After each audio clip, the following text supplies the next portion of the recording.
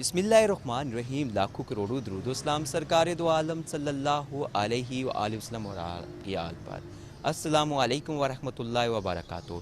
नाज़रीन, मैं हूं आपका मेज़बान कासिम सजाद, प्रोग्राम अहवाल पटवार के साथ। और आज के अहवाल पटवार में मेरा मौजू है 12 रबीउल अव्वल आप सल्लल्लाहु अलैहि वसल्लम की विलादत बा शहादत। जश्न ईद उल मिलादुन नबी हर साल 12 रबीउल अव्वल को मनाया जाता है। आज के हवाले पटवार में हम मुख्तलिफ उलमाए किराम से मिलेंगे। आप सल्लल्लाहु अलैहि वसल्लम की सीरत तैयबा के हवाले से बात करेंगे। आप सल्लल्लाहु अलैहि वसल्लम के हुस्न अखलाक के वसल्लम अला रसूलिहिल करीम अम्मा बाद फ़अऊज़ु बिल्लाहि मिनश शैतानिर रजीम बिस्मिल्लाहिर रहमानिर रहीम व इन्नका लअला खुलुक़िन अज़ीम सदक़ल्लाहुल अज़ीम। सबसे पहले तो मैं आपका इंतहाई शुक्रगुज़ार हूँ कि आपने इस मुक़द्दस उन्वान पर मुझे कुछ कहने का मौका दिया है। जहाँ तक माह रबीउल अव्वल का ताल्लुक़ है तो ये बात हर मुसलमान जानता है कि रबीउल अव्वल का महीना हुज़ूर सरवर कायनात रहमतुल लिल आलमीन ख़ातमुन नबिय्यीन हज़रत मुहम्मद रसूलुल्लाह सल्लल्लाहु अलैहि वसल्लम से मंसूब है। और इसी मुनासिबत से दुनिया भर में जहाँ जहाँ मुसलमान मौजूद हैं वो अपने अपने अंदाज़ में सरकार दो आलम सल्लल्लाहु अलैहि वसल्लम के हुज़ूर नज़राना अक़ीदत पेश करते हैं। और इसमें हम मुसलमानों के लिए सबसे अहम बात यह है कि हम आप सल्लल्लाहु अलैहि वसल्लम की पाकीज़ा तालीमात पर अमल पैरा हों, क्योंकि बहसीयत दीन इस्लाम जो कि अल्लाह का सच्चा दीन भी है और आखिरी दीन भी है और मुकम्मल दीन भी है। तो आम तौर पर दुनिया में मज़हब का कंसेप्ट होता है किसी ख़ास इबादत या ख़ास अलामत या इबादत गाह की हद तक, लेकिन चूँकि दीन इस्लाम एक मुकम्मल दीन है और आप सल्लल्लाहु अलैहि वसल्लम ने ज़िंदगी के हर शोबा में हर मामले में हमारी मुकम्मल रहनुमाई फरमाई है, तो अगर हम सही माना में आप सल्लल्लाहु अलैहि वसल्लम की पाकीज़ा तालीमात पर अमल पैरा हों तो ये दुनिया में भी हमारे लिए कामयाबी की ज़मानत है और आखिरत में भी। लेकिन हम मुसलमान सिर्फ़ इबादत की हद तक और इबादत गाहों की हद तक हमने अपने दीन को महदूद कर लिया है और अमली ज़िंदगियों से हमने दीन इस्लाम को निकाल दिया है, जिसकी वजह से हम बड़े ख़सारे में जा रहे हैं।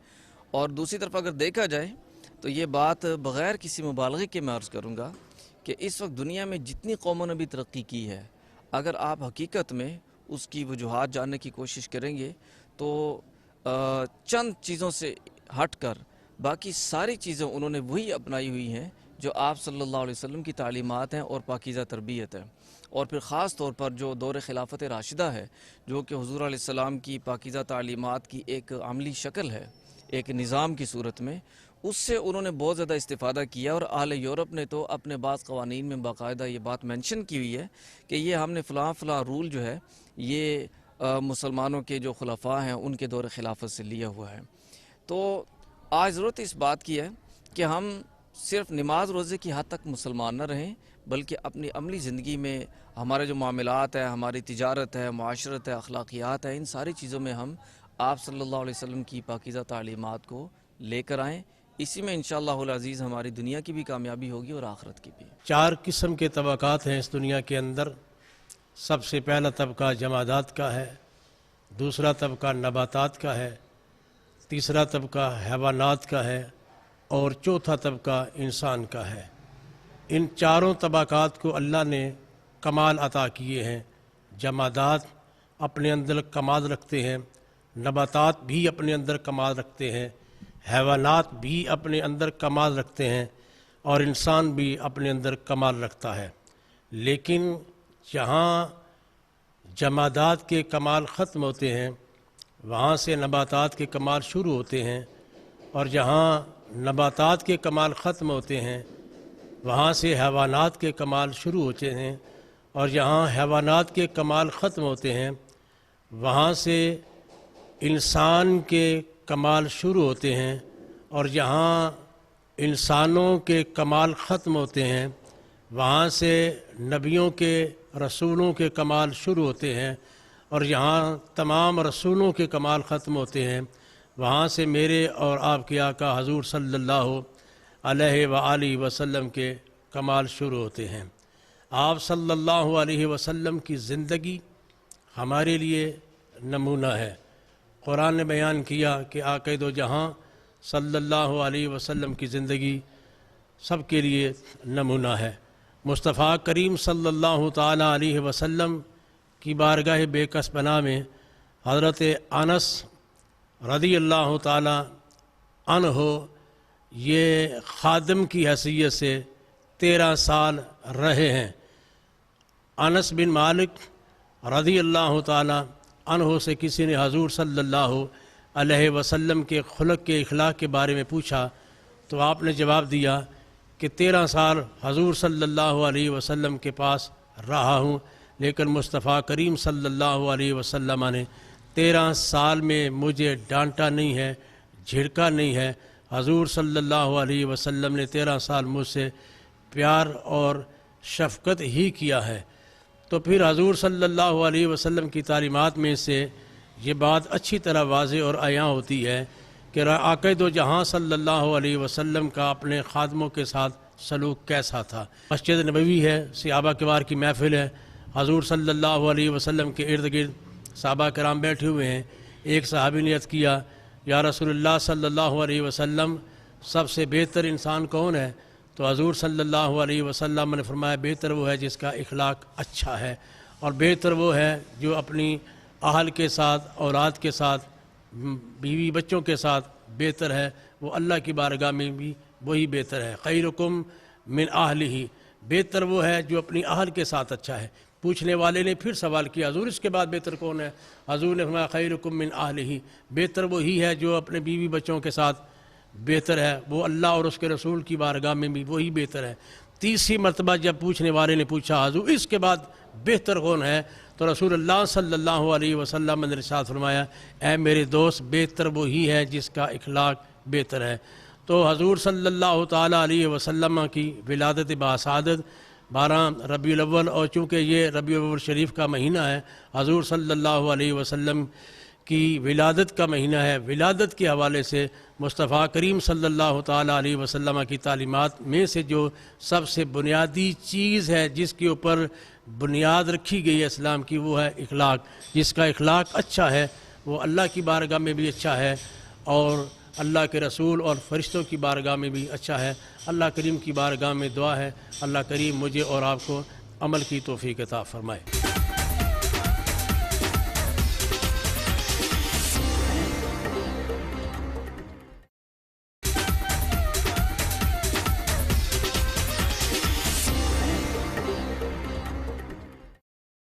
अल्हम्दु लिलमुतवहिदी बिजलालिहिल मुतफर्रिदी वस्सलातु वस्सलामु अला मौलाना खैरिल अनामी मुहम्मदी सल्लल्लाहु अलैहि वालिहि वसल्लम। इस वक्त चार दांगे आलम में हमारे आका करीम सल्लल्लाहु अलैहि वसल्लम का ज़िक्र मुबारक हो रहा है।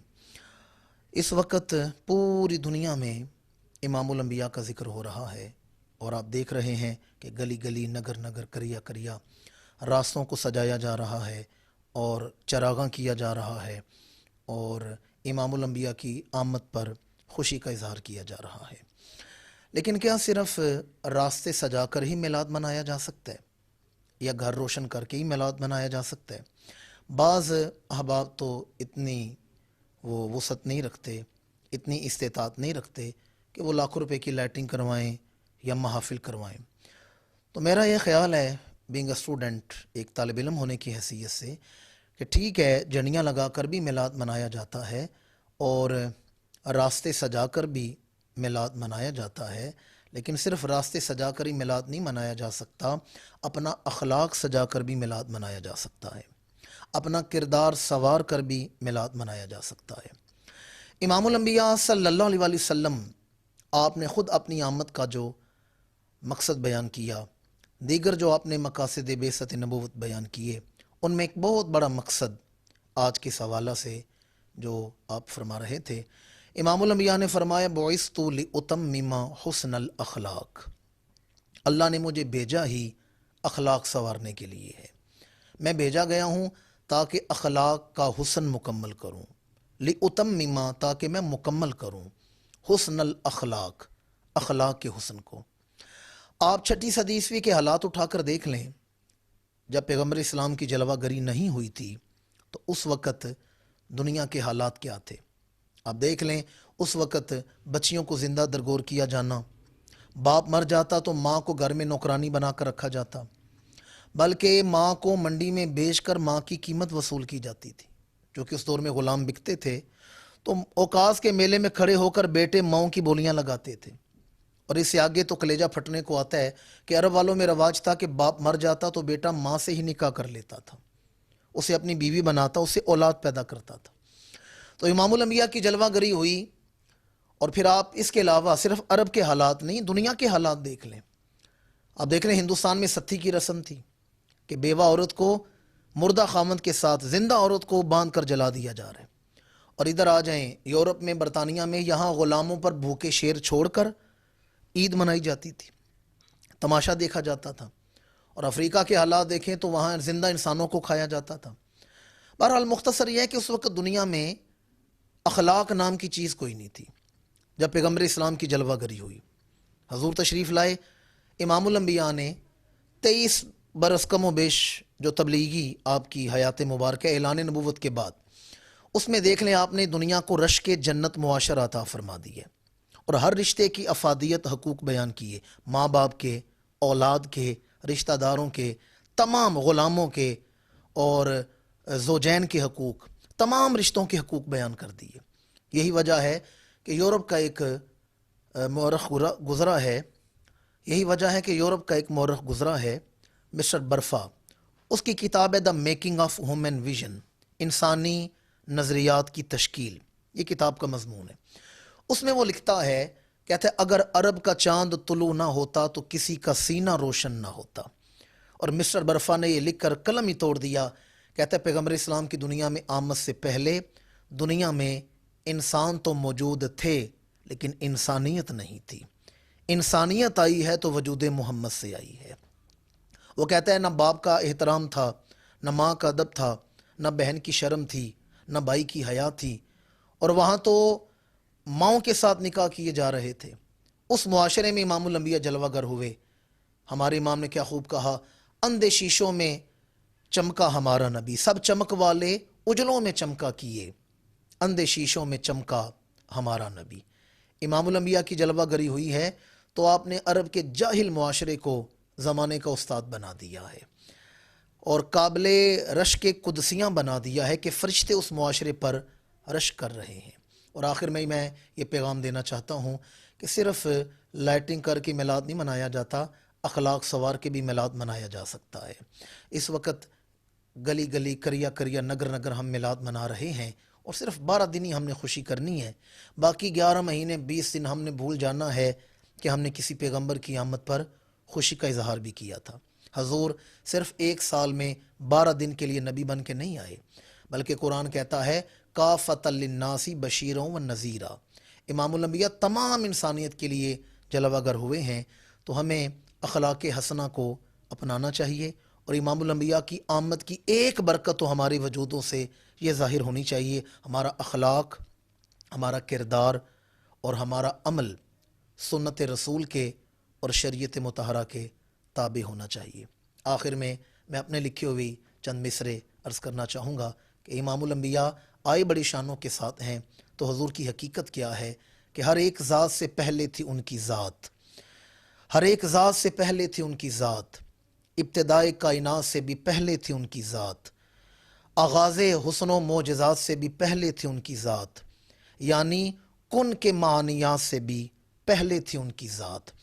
اور جانے کائنات کے بغیر کیسے سجتی تھی یہ کائنات، خالق انہیں بناتا تو بنتی تھی یہ کائنات۔ یہ کائنات سجی ہی حضور کے آنے سے ہے۔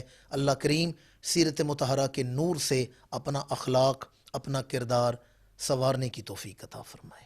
اس حوالے سے صرف یہ عرض کرنا چاہتا ہوں کہ ان محافل کا کرنا بہت زیادہ ضروری ہے کہ جس کے اندر نبی پاک صلی اللہ علیہ وسلم کی عظمت کے ہر پہلو پر جو ہے وہ بات کی جا سکے، تاکہ ہمارے ناظرین کو پتہ چلے، ہماری نوجوان نسل کو پتہ چلے کہ ہمارے پیارے نبی صلی اللہ علیہ وسلم جن کی خاطر اللہ تعالیٰ نے ساری کائنات کو بنایا، تو ان کی کیا شانیں ہیں، کیا عظمتیں ہیں۔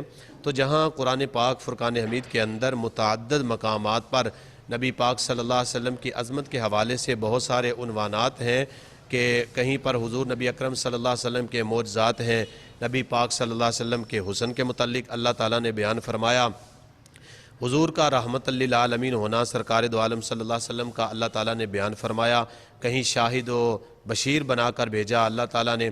ان کے اندر ایک بہت سارا خوبصورت جو ہے وہ ٹاپک یہ بھی ہے کہ ہمارے آقا صلی اللہ علیہ وسلم کو اللہ تعالیٰ نے اعلیٰ خلق دے کر دنیا میں بھیجا ہے۔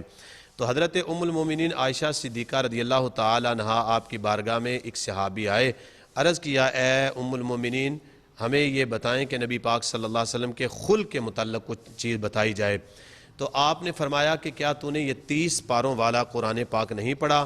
اگر اس کو پڑھو گے تو ہر پہلو جو ہے آپ کو یہ بتائے گا کہ نبی کریم صلی اللہ علیہ وسلم کا خلق کتنا اعلیٰ اور افضل ہے۔ تو میرے آقا صلی اللہ علیہ وسلم کی بارگاہ میں جب بھی کفار آیا کرتے تھے تو آپ کا خلق دیکھ کر اسلام کی دولت سے مالا مال ہو جایا کرتے تھے۔ وہ پنجابی کے کسی شاعر نے کہا کہ خلق دے کے آپ نو رب نے کیا، خلق دے کے آپ نو رب نے کیا، سونےاں ہن لوڈ نہیں تلوار دی۔ نبی پاک صلی اللہ علیہ وسلم کی پاک بارگاہ میں مسجد نبوی شریف کے اندر چند کافر آئے، رات کا وقت تھا، اور میرے آقا صلی اللہ علیہ وسلم کی بارگاہ میں آ کے کہنے لگے کہ اے اللہ کے پاک نبی، ہم جانتے ہیں کہ ہم نے آپ کا کلمہ تو نہیں پڑھا، اور لیکن یہ بھی جانتے ہیں کہ تو کریم ابن کریم ہے، اور تو کریم ہے، کریموں کی اولاد ہے، تیری بارگاہ میں آ گئے ہیں، پناہ لینے کے لیے آئے ہیں، بھوک نے بھی ستایا ہوا ہے، یہاں پہ ہمارا کوئی نہیں ہے، اگر مہربانی ہو جائے تو ہمیں پناہ دی جائے۔ میرے آقا صلی اللہ علیہ وسلم نے فرمایا صحابہ کون ہے جو میرے مہمانوں کی خدمت کرے گا، ان کی مہمان نوازی کرے گا؟ ہے تھے وہ کافر، لیکن حضور نے فرمایا جو ان کو لے کر جائے گا، خدمت کرے گا، میں اسے جنت کی بشارت دیتا ہوں۔ اور ایک جو بچ گیا اس نے حسرت بری نگاہوں سے دیکھا، صحابہ سب کو لے گئے، جو بچا اس نے بڑی حسرت بری نگاہوں سے دیکھا اور عرض کیا یا رسول اللہ صلی اللہ علیہ وسلم سب سے زیادہ بھوک بھی مجھے لگی ہوئی ہے اور مجھے کوئی نہیں لے کے گیا۔ میرے نبی نے فرمایا جس کا کوئی نہیں ہوتا اس کا دنیا میں محمد رسول اللہ صلی اللہ علیہ وسلم ہوں، چلو آپ میرے ساتھ چلو۔ اور نبی پاک صلی اللہ علیہ وسلم اپنے گھر کے اندر لے گئے، اپنے مقدس ہاتھوں کے ساتھ آپ نے بکری کا دودھ دھویا، اسے پیالہ پیش کیا، اس نے ایک پیالہ پیا۔ حضور نے پوچھا سحر ہو گئے ہو؟ اس نے کہا یا رسول اللہ ابھی مجھے اور طلب ہے۔ دوسرا تیسرا یکے بعد دیگرے 7 پیالے اس نے پیے اور کچھ زیادہ ہی پی گیا لالچ کر کے، تاکہ ابھی موقع ہے اسے پی لوں۔ تو رات جب نبی پاک صلی اللہ علیہ وسلم نے اپنے پیارے گورے ید اللہ کے ہاتھوں کے ساتھ اس نے بستر بچھا کے دیا، بستر کے اوپر آرام کرنے کے لیے، اس کا پیٹ خراب ہو گیا، اس نے پخانہ کر دیا۔ صبح اس نے دیکھا موقع جانتے ہوئے، وہ کنڈی اس نے کھولی، چٹکی کھول کے گھر سے چلا گیا۔ جب چلا گیا تو اس کی ایک روایت میں آتا ہے کہ تلوار، دوسری میں آتا ہے اس کی انگوٹھی جو ہے وہ وہیں پہ رہ گئی۔ اس نے کہا اب کیا کروں، اس کو لینا بھی ضروری ہے۔ دوسرا ذہن میں خیال آیا کہ کہیں ایسا نہ ہو جاؤں اور مجھے وہ اس کی سزا دیں۔ بہرحال وہ واپس آ گیا۔ ادھر میرے آقا صلی اللہ علیہ وسلم نماز پڑھ کے مسجد نبوی سے پڑھا کر صحابہ کے ساتھ گھر میں تشریف لائے۔ آپ نے اپنے ہاتھ مبارک کے ساتھ بستر کو صاف کیا۔ صحابہ نے عرض کیا یا رسول اللہ ہم صاف کریں گے؟ میرے نبی نے فرمایا نہیں، یہ مہمان میرا تھا، لہٰذا یہ صفائی کرنا بھی میرا حق بنتا ہے۔ حضور اپنے ہاتھ مبارک کے ساتھ اسے صاف کر رہے ہیں۔ اب وہ آیا، اس نے دیکھا، اس کے دل کے اوپر اس کا اتنا اثر ہوا، اس نے کہا یا نبی اللہ آپ بستر کو نہیں دھو رہے، اس چادر کو نہیں دھو رہے، بلکہ میرے دل کو دھو رہے ہیں، مجھے کلمہ پڑھائیے اور اپنی بارگاہ کے اندر مجھے بھی اپنے غلاموں میں شامل فرما لے۔ تو لہٰذا جتنے بھی کفار حضور کی بارگاہ میں آئے، میرے نبی صلی اللہ علیہ وسلم نے، اور یہ اسلام تلوار کے بل بوتے پہ نہیں بلکہ اخلاق کی اعلیٰ مثال کے اوپر جو ہے اس کو اللہ تعالیٰ کے نبی صلی اللہ علیہ وسلم نے پھیلایا ہے۔ تو محترم حضرات، اخلاق ایک ایسی چیز ہے کہ اب اگر آپ اخلاق کے ساتھ کسی کے ساتھ پیش آئیں گے تو وہ متاثر ہو کر آپ کی طرف ضرور آئے گا۔ تو ہمیں چاہیے، میں سمجھتا ہوں کہ ضرورت اس امر کی ہے کہ ہمارے علماء کرام بھی جو ہے محافل کے اندر نبی پاک صلی اللہ علیہ وسلم کی سیرت کا کوئی نہ کوئی پہلو ضرور بیان فرمائیں، تاکہ لوگوں کے دل کے اندر اس کا اثر پیدا ہو اور لوگ ہمارے آقا صلی اللہ علیہ وسلم کی سیرت کے مزید سے مزید قریب تر ہوتے جائیں۔ اللہ کی بارگاہ میں دعا ہے کہ اللہ تعالی ہمیں نبی پاک صلی اللہ علیہ وسلم کی سیرت پر کما حقوہ عمل کرنے کی توفیق عطا فرمائے۔ آخر کے اندر میں ایک اپنے پیر و مرشد حضرت پیر سید مظہر قیوم شاہ صاحب المعروف ثانی سرکار آستانہ علیہ بکھی شریف، آپ کا پیغام ضرور دینا چاہتا ہوں۔ آپ فرماتے ہیں کہ ہم میلاد مصطفیٰ مناتے ہیں اور سیرت مصطفیٰ اپناتے ہیں، لہذا ہمیں میلاد مصطفیٰ منانا چاہیے اور سیرت مصطفیٰ اپنانی چاہیے۔ اللہ تعالی ہمارا حامی و ناصر ہو۔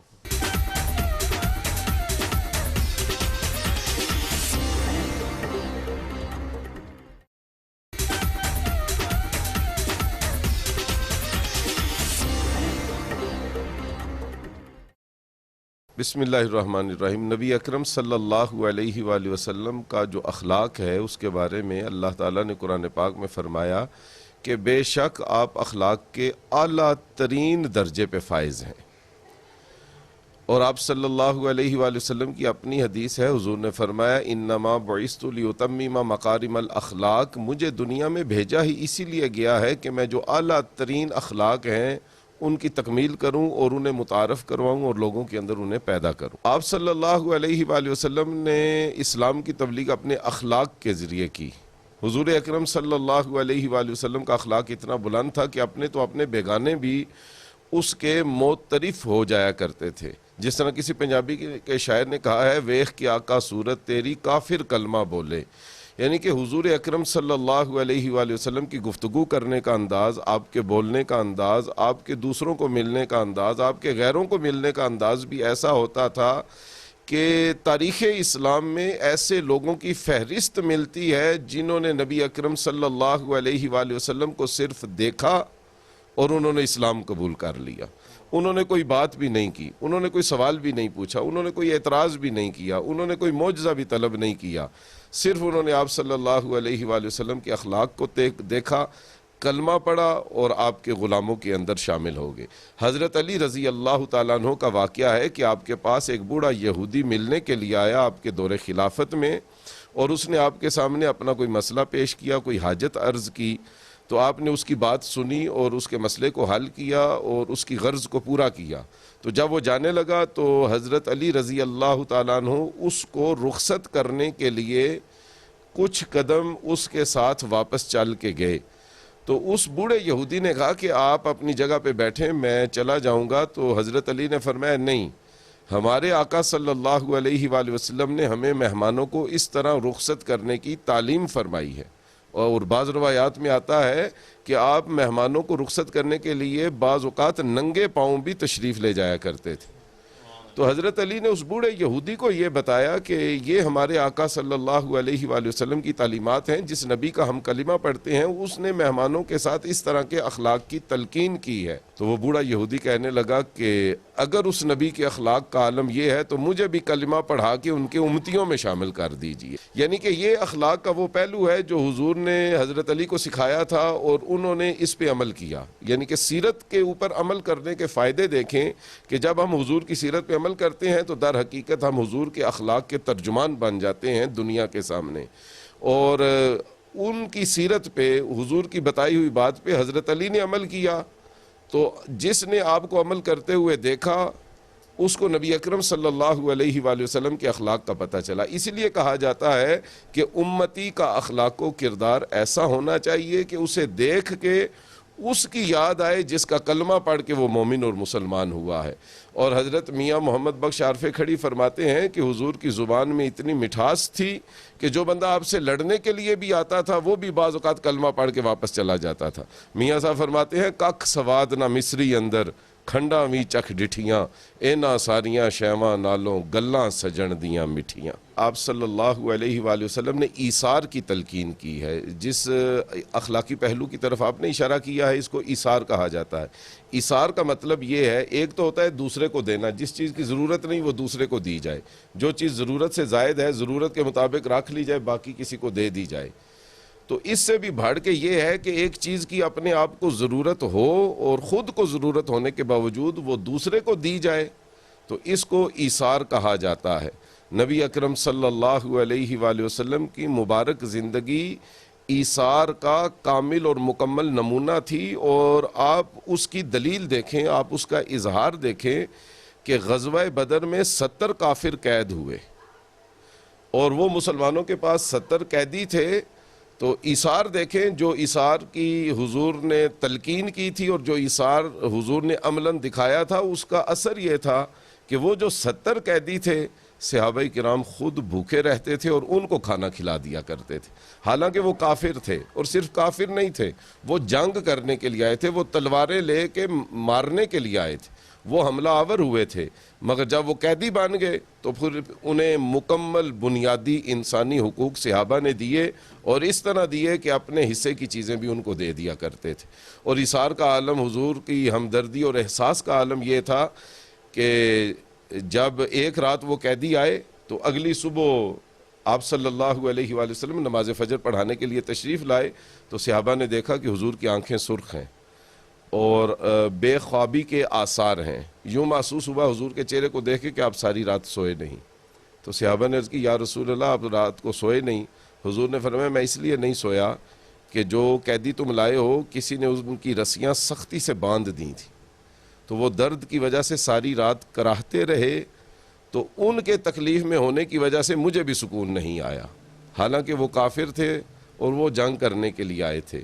تو یہ آپ صلی اللہ علیہ وآلہ وسلم کے اخلاق، آپ کے کردار، آپ کی سیرت اور آپ کے ایثار کی چند مثالیں ہیں جو میں نے آپ کے سامنے عرض کر. بہت ضروری ہے جی نبی صلی اللہ علیہ وسلم کا جو حسن اخلاق یہ ہمارے لیے ایک مثال ہے، اور اسی نے تا قیامت تک ہم سنیوں کو مسلمانوں کو آگے لے کر جانا ہے.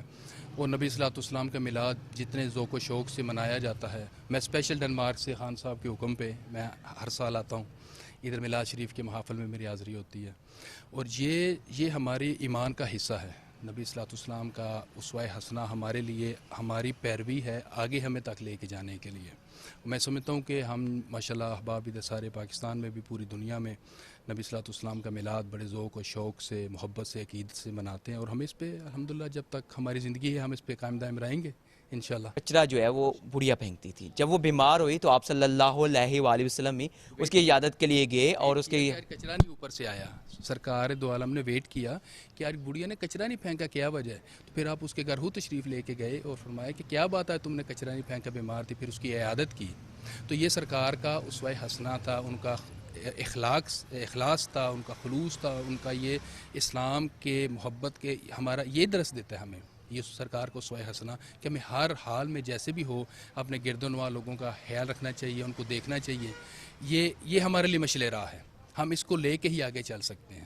اگر اس طرح نہیں ہوگا تو پھر کافی سارے معاملات خراب ہو جاتے ہیں دنیا کے. آج کے حوالے پٹوار میں ہم نے جہلم کے مختلف مذہبی سکولرز اور علماء کرام سے بات کی، ان سے گفتگو کی آپ صلی اللہ علیہ وسلم کی سیرت طیبہ اور آپ صلی اللہ علیہ وسلم حسن اخلاق اور احسان کے حوالے سے. نبی کریم صلی اللہ علیہ وسلم آقائے دو جہاں نبی الآخر الزماں ہیں، آپ تمام جہانوں کے لیے رحمت بن کے آئے تھے. تو آپ کے حسن اخلاق کی وجہ سے مشرکین بھی جو ہیں وہ دیکھ کر اسلام قبول کر رہے تھے. آج کے حوالے پٹوار میں اتنا کچھ ہی ہے. جب بھی خدا کے ذو سجدہ ریز ہوں اپنے اس 22 بیٹے کو دعا میں یاد رکھنا. خدا حافظ.